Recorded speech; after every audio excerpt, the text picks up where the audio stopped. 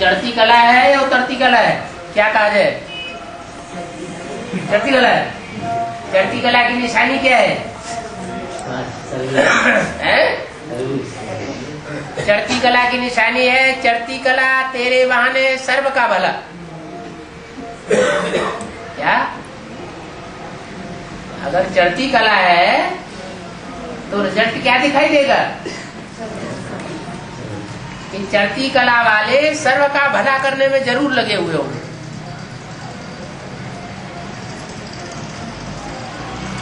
नहीं तो समझा जाता है कि अपना भला करने में ही लाले पड़े हुए हैं, अपने ही विघ्न बाधाएं बहुत आ रही है, इसलिए उन विघ्न बाधाओं को क्रॉस करने में सारी मेहनत लगाई देते हैं। पीछे वाला हमको गाली देते, कोई गाली देता, हम क्या देते? वो गाली दे, वो कांटों का हार पहना है और हम उन्हें फूलों का हार पहना है। वो गंदगी छोड़े, ग्लानि करें और हम उनका गायन करें कि अरे आप तो बहुत भाग्यशाली गोपियां हो। जिस गोपी का जितना ज्यादा मक्खन चुराया जाए वो उतनी ज्यादा भाग्यशाली। ये निगत मिली है, ये तो निगत नहीं हुआ तो वे नको हम ना किए के फायदा है कर बोली है। भाषा समझ के बताओ। हिंदी बात करें मत। हिंदी करते हैं लेकिन पढ़ने नहीं पड़ रहा है। पहले मूल इधर कितना है రెండు మాత్రం మాకిదే చాలేదు లేనేరు ఉత్తర మాత్రం ये लाइन पे పోయింది ఇన్నారు బాగా గేమ్ మాట్లాడారే నేను పోయింది మళ్ళీ వాళ్ళు ఏమన్నట్టు మమ్మల్ని నల్లగా నేర్చుకుని మాకు వచ్చే అది వచ్చి చెప్తారు మగ హిందీ చెప్తారు हाँ, बाद में वो दो इधर तो अपोज किया है। कहाँ निकले? उत्तराखंड में। हाँ, और एक युगल थी, एक लायर और उसकी युगल। हाँ, वो पहले सुनी थी, हाँ, लेकिन बाद में ऐसा मुख छोड़ा करके हम नहीं सुनेंगे। चाकू के बैठ गए। गुरुओं ने दबाई दिया। उससे ज्यादा गालियां नहीं देंगे जितनी आपने अपनी राजाई में उनको गालियां दी होंगी। राजा बनते हैं तो ज्यादा पाप कर्म करते हैं कि जब साधारण प्रजा बनते हैं तब ज्यादा पाप कर्म करते हैं। वो क्या करते हैं वो देख रहे ही नहीं। हम जो करेंगे हम पावेंगे, वो करेंगे वो पावेंगे।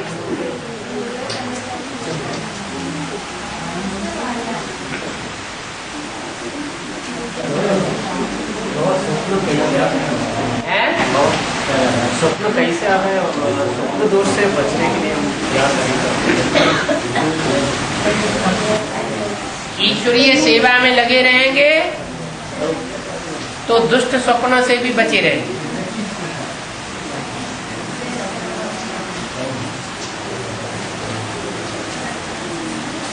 क्योंकि जो सबसे बच्चे होते हैं उनको बाप याद करते हैं। इन बच्चों को बाप याद करेगा तो उनका वाइब्रेशन अच्छा बनेगा या खराब बनेगा? अच्छा वाइब्रेशन बनेगा। सारा दिन जब संकल्प अच्छे चलेंगे वाइब्रेशन बढ़िया बनेगा तो रात में स्वप्न भी अच्छे ही आएंगे।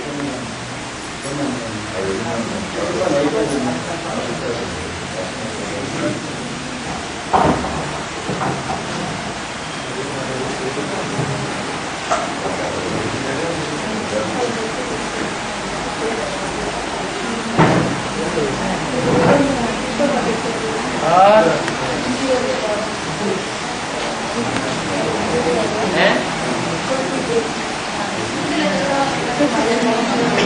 माता जी आए हैं।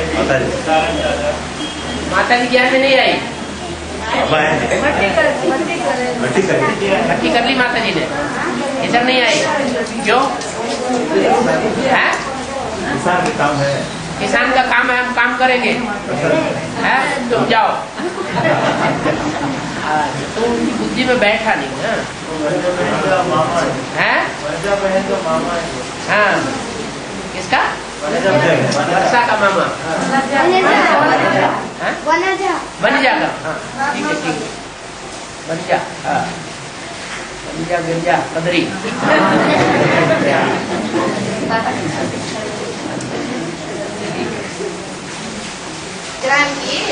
ఇట్లా బంధించి పెట్టింటారు. ఎందుకని ఇట్లా బంధించింటారు ఇట్లా కాళ్ళకి? लोग शंकर है अयप्पा स्वामी बोलते हैं ना। अयप्पा स्वामी। हाँ उसको ऐसे दिखाते हैं बाबा। ऐसा ऐसा बैठो, ऐसा हाथ पांव बांध करके बैठते हैं। इसलिए हाथ पांव बांध करके बैठते हैं, या हाथ पांव से कोई पाप कर्म न बन जाए, इसलिए बांध करके बैठते हैं। क्या? क्योंकि खुद ही काले कपड़े पहने हुए हैं, और काला रूप तो धर्मराज को दिखाया जाता है। धर्मराज को क्या कहते हैं? जब धर्मराज मारते हैं ना, यमराज जब पिटाई करते हैं, तो जिनकी पिटाई होती है उनके मुंह से क्या निकलता है? अय्यप्पा।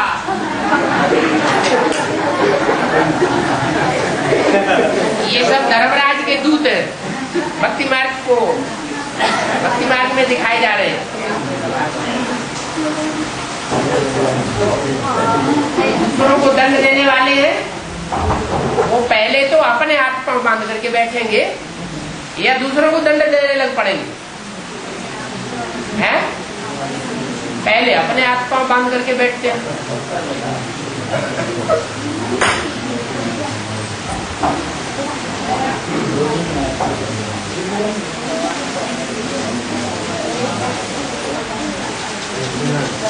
सीढ़ी के चित्र में वो कांटों के शैया के ऊपर वो भारत को दिखाते हैं।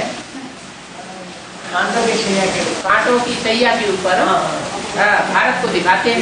उसको दान देते हुए विदेशी को दिखाते हैं। हाँ जी, माना ज्यादा पैसे हम देने वाले विदेशी बनते हैं क्या? विदेशी जो है वो धन से ज्यादा सेवा करते हैं।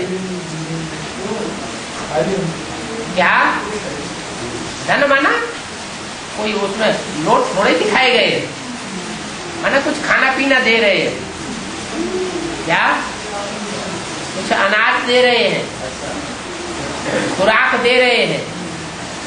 भारतवासियों ने नहीं दी, किसने दी? विदेशियों ने दी। किसको दी? बैगर भारत को, भिखमंगा भारत को खुराक दी, विदेशियों ने दी। और विदेशियों में मुख्य विदेशी कौन दिखाए गए? इस्लामी और क्रिश्चियन। खास खुराक दे रहे। भारत जो बैगर था, उस बैगर भारत को खुराक कहा जाता है, प्यार को, स्नेह को। खुराक काहे की होती है?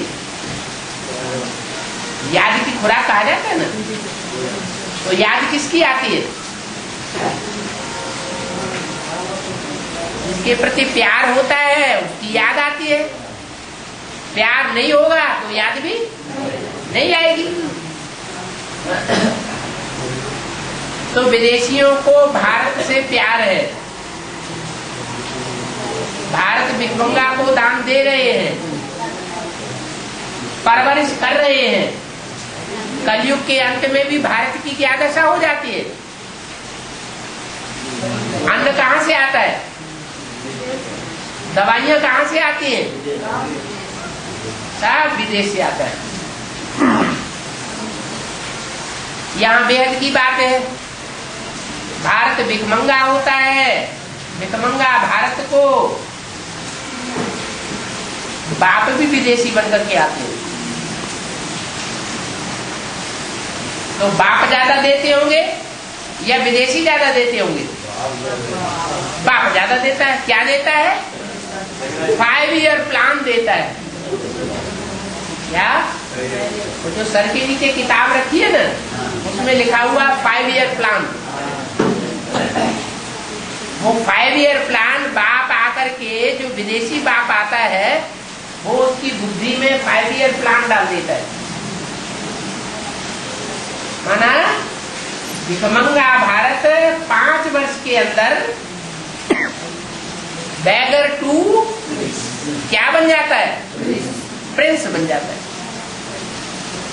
जो अपनी रोटी, कपड़ा और मकान के लिए, परवरिश के लिए दूसरों के ऊपर आधारित था, वो 5 ईयर प्लान पूरा होने के बाद क्या हो जाता है? रोटी, कपड़ा और मकान के लिए कोई दूसरों के ऊपर आधारित रहता नहीं। विदेशियों से उसे दर दर मांगने की दरकार नहीं रहती। ये बाप आकर के एक ही बार प्लान बनाते हैं। वो विदेशी चाहते हैं भारत में भिखमंगा ही बना रहे तो हम हमेशा देते रहते, लेकिन बाप एक ही बार देते हैं और 2500 साल के लिए भरपूर कर देते हैं।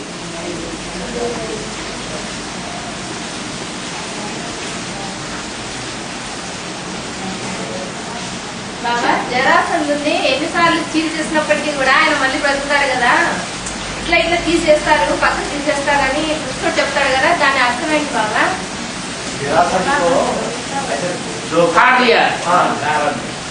तो ऐसे कर दिया तो फिर वो छिप जाएगा। तो ऐसे कर दिया तो उल्टा कर दिया तो वो मर जाएगा। तो ऐसे हमारा मतलब क्या? वो फाड़ा तो फाड़ करके उल्टा कर दिया। जैसे जब हर्निया का ऑपरेशन होता है ना, तो वो चमड़ी को उल्टा कर देते हैं, तो वो जो पानी है वो जाने की संभावना नहीं रहती। तो ऐसे ही जो जरासंध है, दाएं बाजू और बायां बाजू दोनों इकट्ठा होके रहते हैं। उल्टे कर दिए जाएंगे तो इकट्ठे हो ही नहीं पाएंगे। इकट्ठे नहीं हो पाएंगे तो उनको ताकत मिलेगी नहीं। ऐसे ही दिखाया जाता है उसको, हिरण्यकश्यप को। क्या पेट ही फाड़ दिया, यह पुत्रूपी पेट। और बाबा पक्षी, एक पक्षी श्री कृष्ण ही नाम लेते। बोलो बोलो। श्री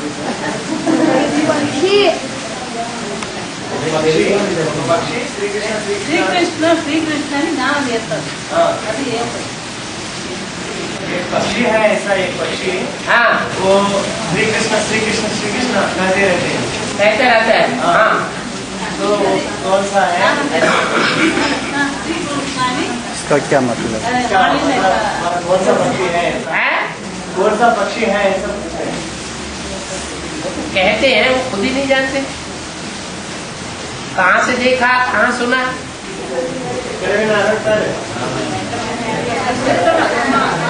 మా ఇంటి దగ్గర మానుంది, మానేతో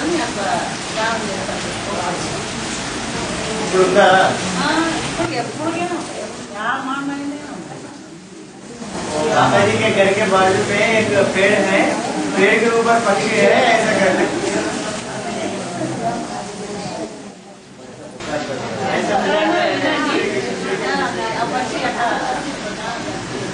जो समझ लिया।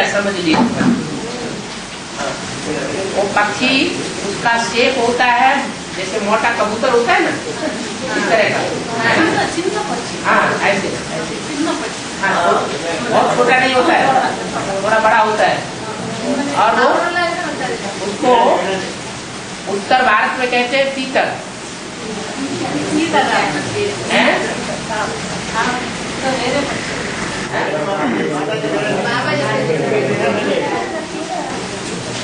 कहते हैं तीतर। वास्तव में होना चाहिए तीतर। क्या? थ्री माने 3, तर माना तारने वाले। ब्रह्मा ब्रह्म समाजियों को तारता है, विष्णु वैष्णव पंथियों को तारता है और शंकर शैव संप्रदाय वालों को तारता है।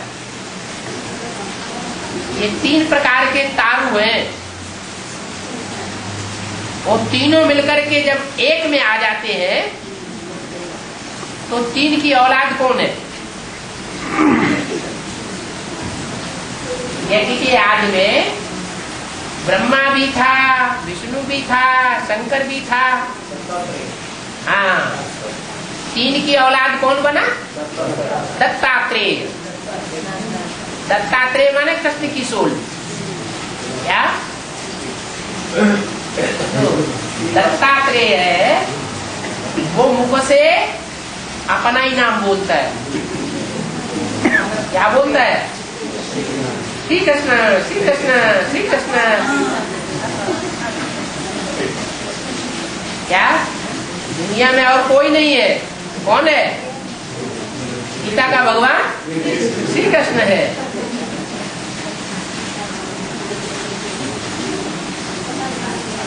और నామకోటి రాసేటప్పుడు శ్రీ ఫస్ట్ పెట్టాలని అంటారు.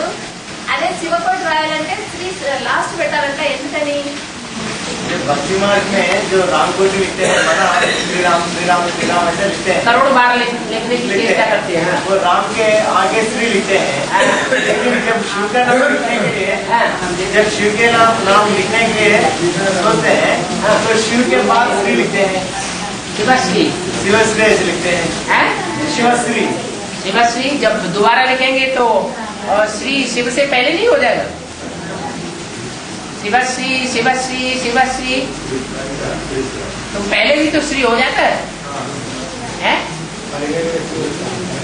शिव जो जब आता है परम धाम से तब उसको श्रेष्ठ कहेंगे? है? शिव जब परम धाम से आता है तो संसार में उसे श्रेष्ठ कहेंगे? पहचानता ही नहीं है कोई, तो श्रेष्ठ कैसे कहेंगे? लास्ट में जब पहचानते हैं तो श्री लगा देते हैं। शिवश्री शिवश्री शिवश्री। अब उसको तो आगे लगाओ चाहे पीछे लगाओ, वो तो श्री ही श्री है। वो श्री श्री 108 है, डबल श्री है।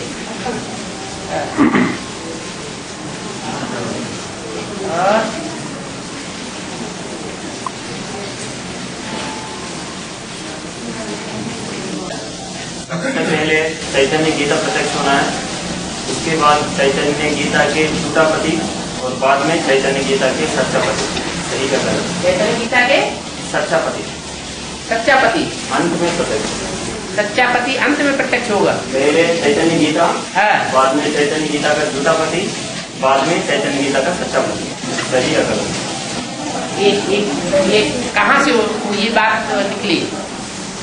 अभी सभी ग्रामर का प्रयास यही है कि सच्चा का पति कौन है। तो सबसे पहले सभी बुद्धि में यही बैठना कि चैतन्य गीता कौन, और उस चैतन्य गीता को रचने वाला पति कौन है। गीता एक है या 2 है? एक नहीं, मुरली में तो बोला है शिव की गीता से 1 सेकंड में स्वर्ग बनता है। क्या? जिस गीता के दिल पर शिव की छाप है उससे 1 सेकंड में स्वर्ग बनता है, और जिस गीता के दिल पर कृष्ण की छाप है जन्म जन्मांतर की, वो 2500 वर्ष में स्वर्ग भी क्या बन जाता है? नरक बन जाता है। तो गीता 2 हुई या 1 हुई? गीता चैतन्य है या जड़ है? क्या चैतन्य है? तो एक जड़त्वमयी बुद्धि वाली है जो भगवान को नहीं पहचान पाती, जिसके लिए मुरली में बोला है मेरे साथ रहने वाले बच्चे भी मेरे को नहीं पहचान पाते। तो भगवान का पार्ट भगवान के रूप में जब से प्रत्यक्ष होता है वो टाइम कौन सा है? भगवान के रूप में ब्राह्मणों के बीच में कब से प्रत्यक्ष होता है?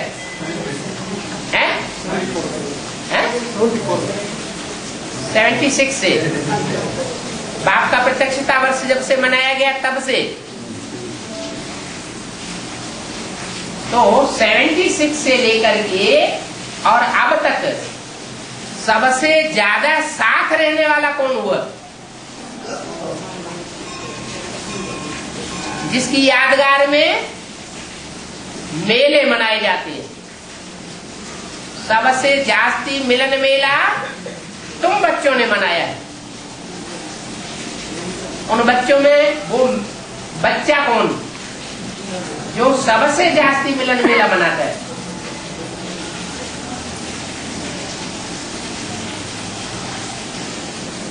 कौन है? जगदम्बा। तो जो साथ रहने वाले हैं उनमें सबसे आगे अग्रगण्य है वही अगर बाप को न पहचाने और भूल जाए,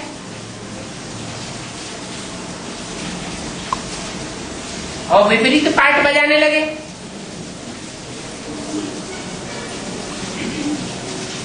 सात्विक आत्मा होती है तो सरेंडर होती है, सहयोगी बनती है, और तामसी बनती है तो विरोधी बन जाती है। सात्विक स्टेज है तो दुर्गुणों को दूर करने वाली दुर्गा है, और तामसी स्टेज है तो जगदम्बा महाकाली का रूप धारण करती है।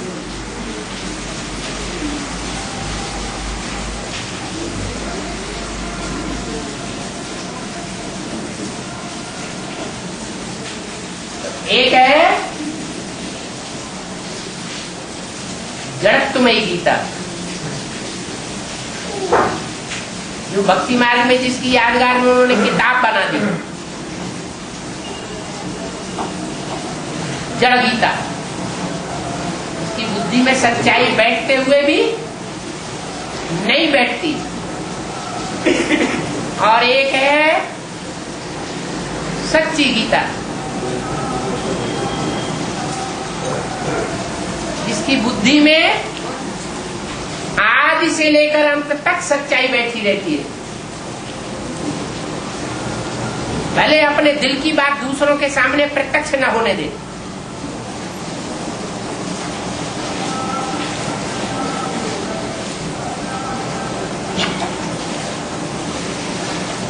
एक गीता से भारत नर्क बनता है और एक गीता से भारत स्वर्ग बनता है।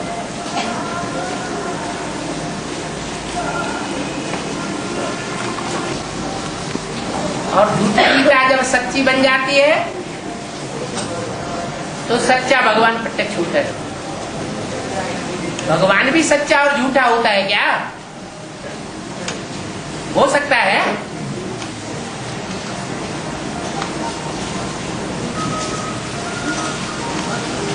भगवान को तो ट्रुथ गॉड फादर कहा जाता है। वो सदा शिव है, सदैव सत्य है, असत्य का नाम निशान नहीं। कथा गाई जाती है, घर घर में सत्यनारायण की कथा, सत्य लक्ष्मी की कथा नहीं गाई जाती है, सत्य नारायण की कथा गाई जाती है। क्योंकि नारायण में वो भगवान प्रत्यक्ष होता है।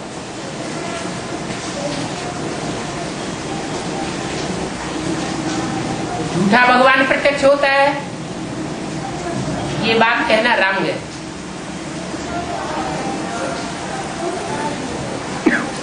झूठा भगवान माना रावण,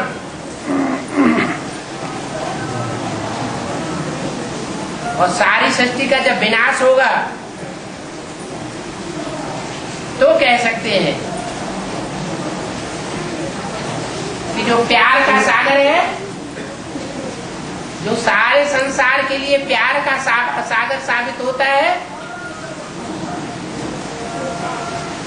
वो अंत में सारी सृष्टि की मार करने के निमित्त बन जाता है। जिसे कहते हैं राम सो रावण। बाकी ऐसे नहीं कि सत्युग आदि में राम रावण है, त्रेता में रावण है, द्वापर में रावण है, कलयुग में रावण है, नहीं। द्वापर और कलयुग में तो बड़े बड़े पापाचारी आते हैं सृष्टि पर। कलयुग के आदि में ज्यादा पापाचारी होते हैं या कलयुग के अंत में ज्यादा पापाचारी होते हैं? कलयुग अंत में। और वो भी जब लास्ट चांस में सत्युग प्रत्यक्ष होने वाला होगा और कलयुग का आखिरी चरण पूरा होने वाला होगा,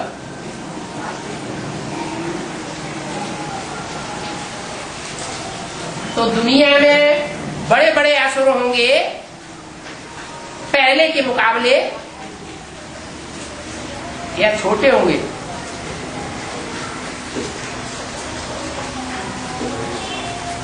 सृष्टि जैसे जैसे नीचे गिरती जाती है वैसे वैसे असुरों का रूप बढ़ता जाता है। तो उन असुरों का मुकाबला कौन करेगा? अगर देवताओं ने किया होता, जिन्होंने भगवान से ज्ञान उठाया है, तो पहले भी कर लिया होता। और दुनिया में आसुरी सृष्टि बढ़ती ही जाती है, बढ़ती ही जाती है। फिर आखिरी चरण में जो आसुरी इकट्ठे होते हैं अपना पूरा वेग लेकर के, तब उनको खलास करने के लिए राम वाली आत्मा भी लोहे से लोहा काटा जाता है और विष से विष मारा जाता है। रावण संप्रदाय के लिए रावण संप्रदाय का भी बाप बन के प्रत्यक्ष हो जाती है। सारी सृष्टि का बीज एक है या दो है? सारी सृष्टि में राम संप्रदाय भी है और रावण संप्रदाय भी है। तो राम संप्रदाय का बीज अलग है क्या और रावण संप्रदाय का बीज अलग है क्या?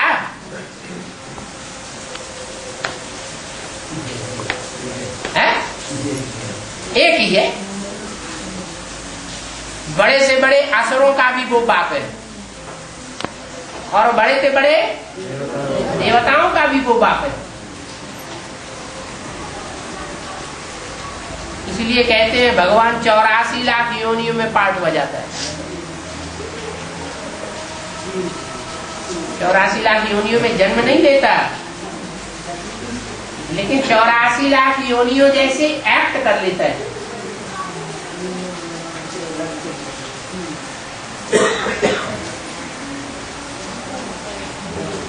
इसलिए वो सारी सृष्टि का पिता है।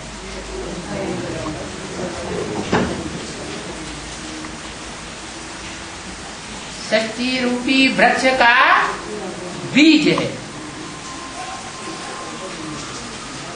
इसलिए मुरली में बोला है, श्रेष्ठाचारी दुनिया मेरी है तो भ्रष्टाचारी दुनिया मेरी नहीं है क्या?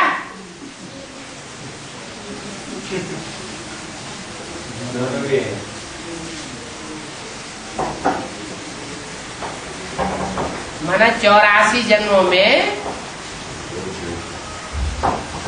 जहां युद्ध का सवाल आता है, एक आत्मा ऐसी है जिसको कोई मनुष्य मात्र हरा नहीं सकता।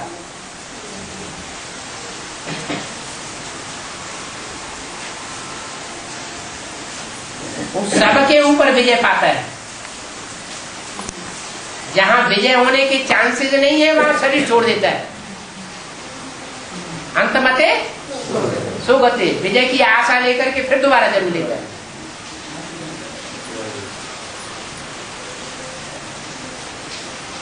आसुरी शक्ति, द्वैतवादी शक्ति द्वापर से शुरू होती है और द्वापर से ही टकराते टकराते टकराते कलयुग अंत तक भी टकराता है।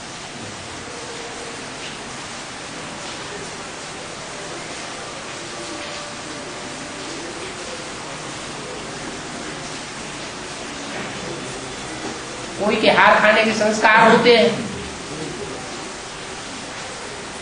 तो अस्त्र छोड़ करके भाग खड़े होते हैं। कोई के संस्कार नहीं होते हैं, मरना पसंद करते हैं लेकिन पीठ दिखाना पसंद नहीं करते।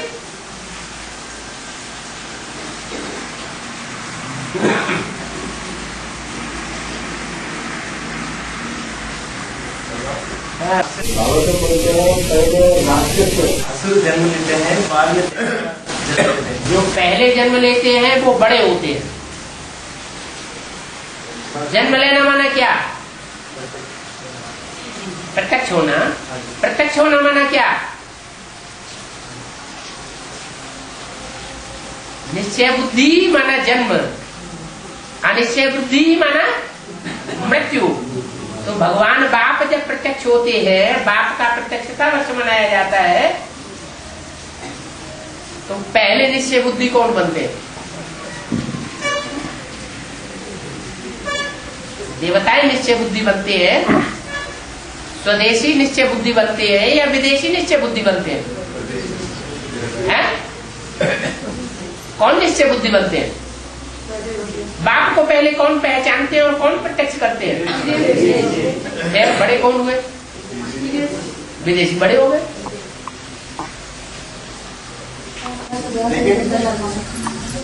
बोलते हैं लेकिन शास्त्र में कहते हैं बाबा, देवताएं प्रत्यक्ष पहले जन्म लेते हैं, बाद में जब दिल्ली ने चाही थी माना मुझे भी बच्चे चाहिए, ऐसा उसके बाद राक्षस बन गए, ऐसे दिखाते हैं बाबा। दिति बड़ी रानी, अदिति छोटी रानी। दिति से दैत्य हुए पैदा, अदिति से अद्वैत पैदा हुए। अद्वैत माना देवता।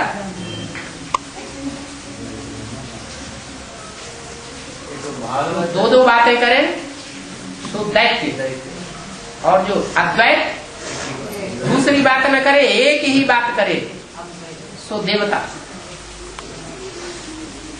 रावण 10 मुख से बात करता है, 10 तरह की बातें करता है, और राम एक ही मुख दिखाया जाता है, एक ही माल, एक ही बात। दुकान होती है ना, तो कोई दुकानदार के ऐसे होते हैं कि अभी अभी एक माल क्या एक दाम बताएंगे, थोड़ी देर बाद दूसरा दाम बता देंगे, तीसरा दाम बता देंगे, नीचे ऊपर होते रहते हैं। कोई दुकानदार ऐसे होते हैं, बस एक दाम बोल दिया, लेना हो लो, न लेना हो कोई अर्ज नहीं। फिर घूम घाम के कहाँ आओगे? हट्टी तो एक ही है सत्य की, हट्टी तो दूसरी कोई है ही नहीं।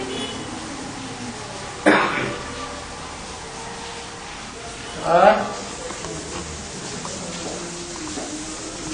तो खंड में ही दिखाना चाहिए, लेकिन दक्षिण भारत में जो भी चित्र है, शंकर को, राम को, कृष्ण को और सत्यनारायण को भी काला दिखाते हैं सारे शरीर को, लेकिन माना वो असर तो नहीं पड़ रहा है ना, माना खंड में ही रहते हैं ना, नीलकंठ माना इधर ही दिखाना पड़ेगा।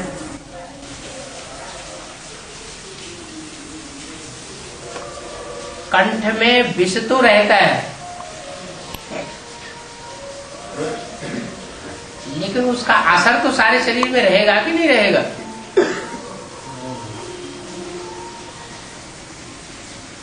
गर्मी अगर दिमाग में पहुंच जाए तो नुकसान होगा, या सारे शरीर में गर्मी भरी रहे तो नुकसान होगा? ज्यादा नुकसान कब होगा? है? अगर दिमाग गर्म हो जाए तो खेल खलास।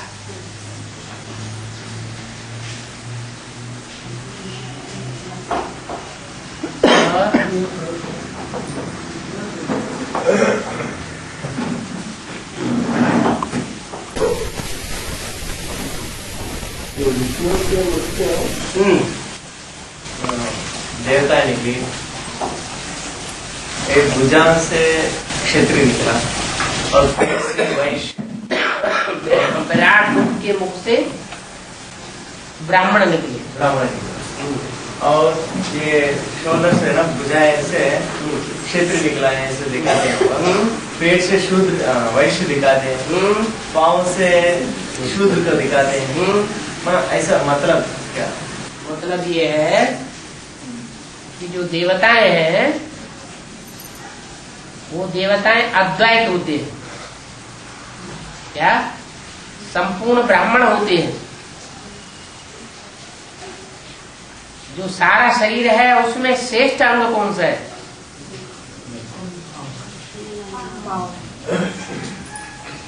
जहां ज्ञान इंद्रियों का जखीरा लगा पड़ा है वो श्रेष्ठ अंग है।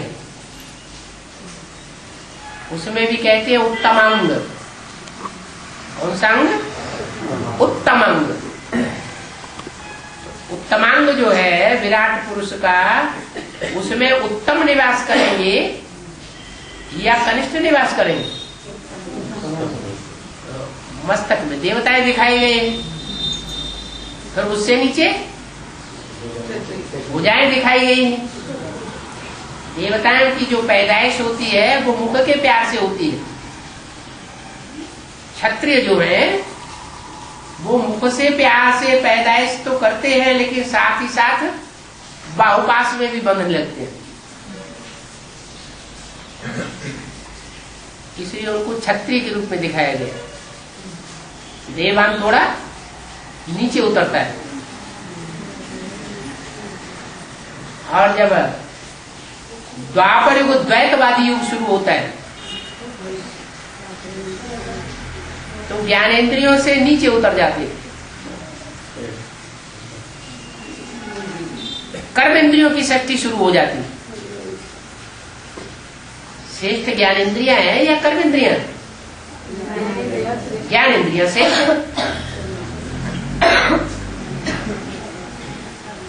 जो कर्मेंद्रियों की शक्ति शुरू होती है वो द्वैतवादी शक्ति होगी।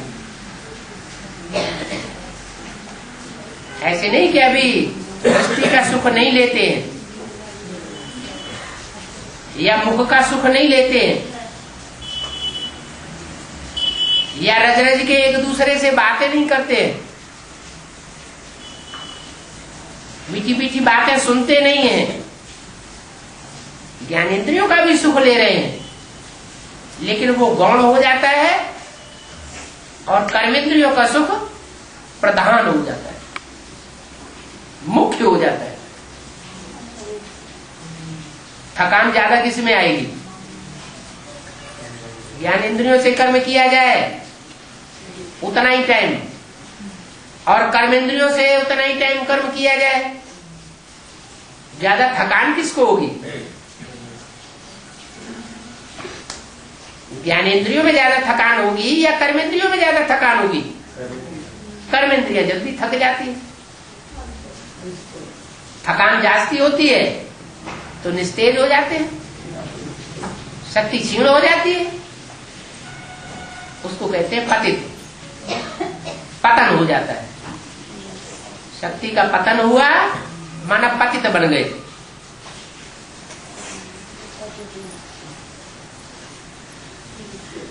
देवताओं का शक्तिपात नहीं होता इतना, कहेंगे स्वल्प परसेंटेज में। पूरे 1250 वर्ष के सतयुग में 2 कलाएं कम होती हैं।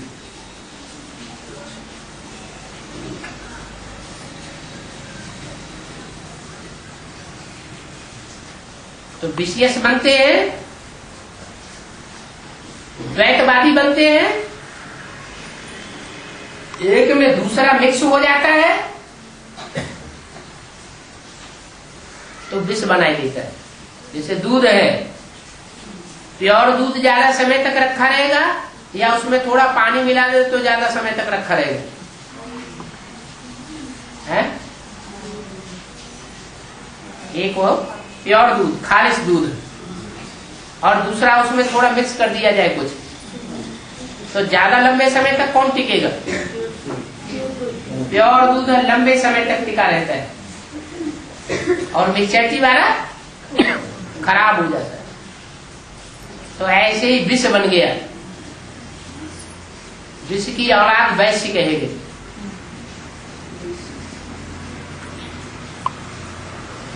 और जब शूद्र बनते हैं तो शूद्रों को ज्ञानेंद्रियों से सुख नहीं भासता अच्छा, उनको कर्मेंद्रियों से ही सुख लेने में जैसे स्वर्ग मिल गया।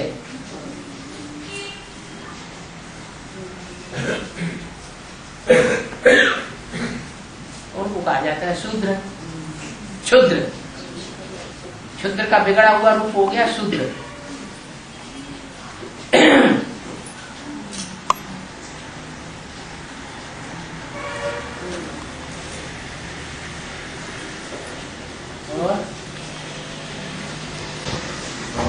चैतन्य और मनमना भाव, ये दोनों स्थिति आपस में विमुख है, सही है गलत?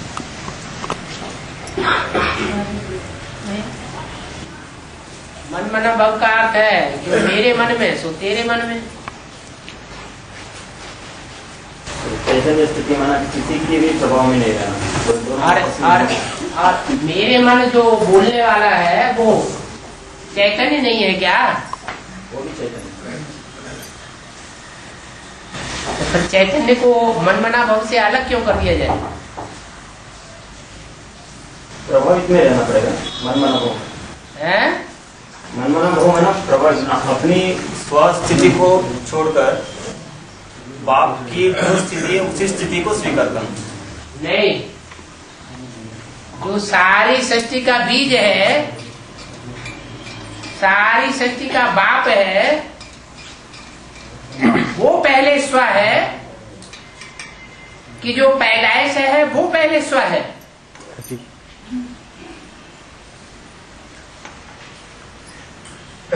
स्व कौन है? माना स्वर्ग बनाने वाला कौन है? तो सारे का जो बीज होगा वही तो स्व होगा। जो परवर्ती काल में आया, बाद में आया, वो पर हुआ, उसके मुकाबले यह स्व हुआ।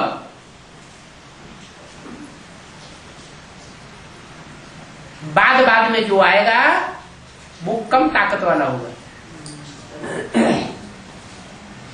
जैसे खेत में दाना बोया जाता है, बीज बोया जाता है, तो 2-4 साल अच्छी फसल देता है, उसके बाद फसल की गिरावट होने लगती है। क्यों? पहली बार बोया गया वो पिता हुआ, जो पैदा हुआ वो उसका बच्चा हुआ, फिर उससे दूसरी बार बोया गया वो उसका बच्चा हुआ। शक्ति क्षीण होती जाती है। आखिरी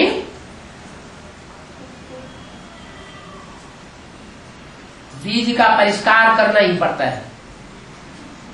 तो ऐसे ही आत्मा रूपी बीज है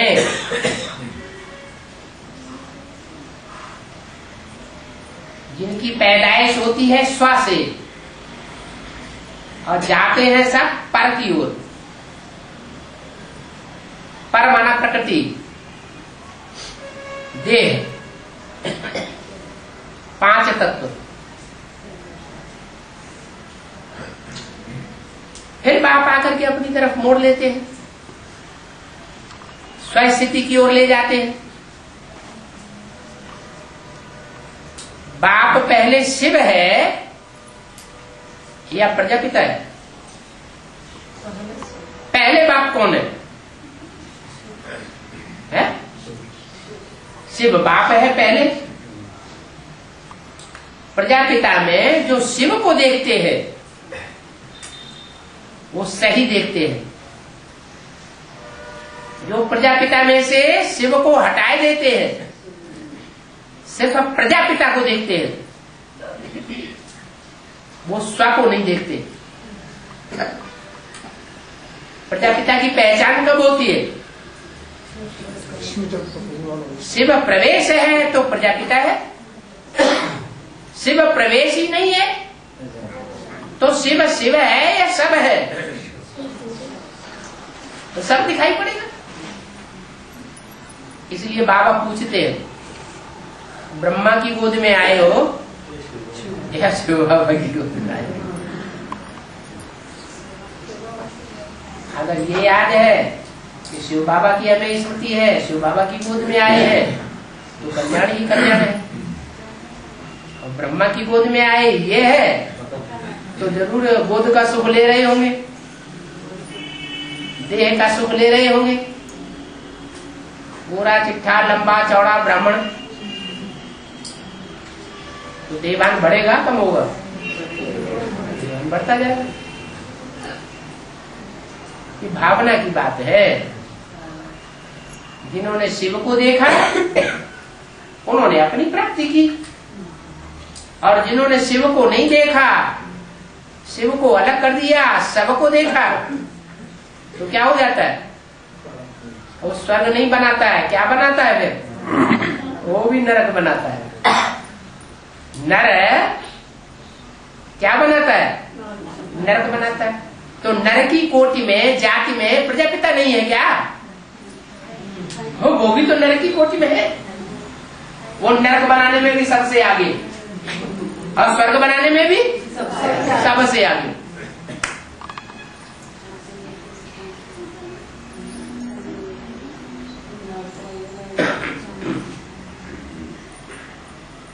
और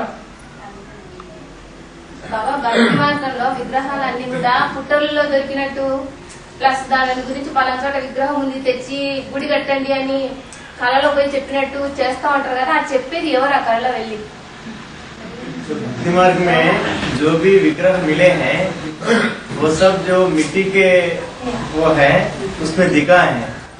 मिट्टी के पहाड़ बनते हैं उसमें दिखाए मिला है जो भी विग्रह। और उस विग्रह के बारे में जो किसी को स्वप्न में आते हैं, मैं उधर पड़ा हुआ हूँ, मुझे लिए एक मंदिर बनाओ, ऐसा स्वप्न में सुनाते हैं। तो ऐसा सुनाने वाले कौन है? ऐसा पूछ रहे हैं। कोई नहीं, अपना ही संगम युग के संस्कार उन्हें जागृत करते हैं। कहा जाता है शिव बाबा ने साक्षात्कार कराया। जो संगम युग के अपने अपने संकल्प हैं, वो संकल्प ही अपने टाइम पर अपनी शूटिंग कर देते हैं। जब टाइम आता है तो स्वप्न के रूप में आ जाते हैं। हर बात की शूटिंग कहाँ होती है?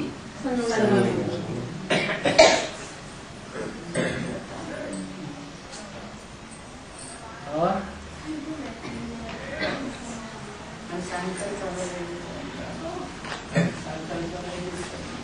टाइम हो गया। सन्यासी लोग कहते हैं स्वर्ग के सुख को काव्यनिष्ठा समान है। मतलब सन्यासी धर्म की आत्माएं स्वर्ग के सुख को भी भोगा है और काव्यनिष्ठा को भी भोगा है, तभी वो सेंटेंस कह सकते हैं। स्वर्ग के सुख को उन्होंने असली रूप में भोगा ही नहीं। संगम युग जब आया